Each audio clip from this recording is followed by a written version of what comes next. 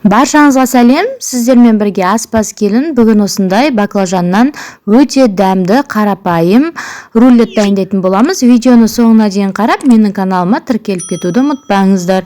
Ең алдыменен осылай жуып тазаланған баклажанымызды осылай ұзыншалап турап аламыз. Біздің баклажанымыз мейлінше ұзындау болу керек. Сол кезде әдемі оралып шығады рулеттеріміз. Осылай жақсылап турап аламыз. Қолдарыңызды байқаңыздар. Енді тұзды суымызға 15 минутқа салып қоямыз.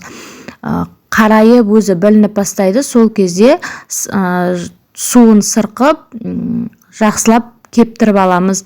Енді мінекей біздің помидорымызды 4 бұрышты қылып майдалап турап аламыз. Бұл біздің ішіне салатын салмамыз, яғни осылай майдалап турап аламыз. Сіздер өздеріңіздің қалауларыңызша ішіне петрушка салсаңыздар да болады. Мен укроп қостым. Басқа да аскөктерді салсаңыздар болады. Осылай укроп және де жарты шай қасық тұз салып, жақсылап араластырып бір шетке алып қоямыз.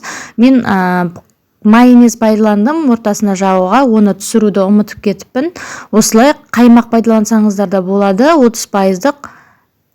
Және ішіне 2 чеснок саламыз, үккіштен өткізіп, араластырып бір шетке алып қоямыз онда. Енді осылай баклажанымызға картофельный крахмал салдым. Сіздер салмасаңыздар да болады. Егер жоқ болса, салмай-ақ жасай берсеңіздер де өте дәмді шығады. Енді бір жұмыртқамызды осылай араластырып алып, осыған малып, қызып тұрған табамызда екі жағын қызартып, әдемілеп пісіріп аламыз. Мінекей осылай барлығын салып, жақсылап пісіріп алатын боламыз. Қараңыздар, өте әдемі қызарып пісіп шығады. Сіздер де жасап, үй-іштеріңізді осылай қуантыңыздар.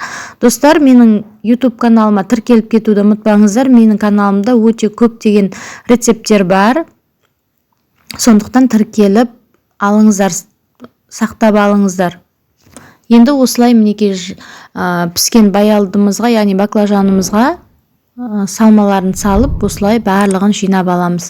Қараңыздар, өте әдемі болып шықты. Сіздер де жасап көріңіздер. Видеоны соңына дейін қарағандарыңызға рахмет. Сіздермен бірге болған аспаз келін.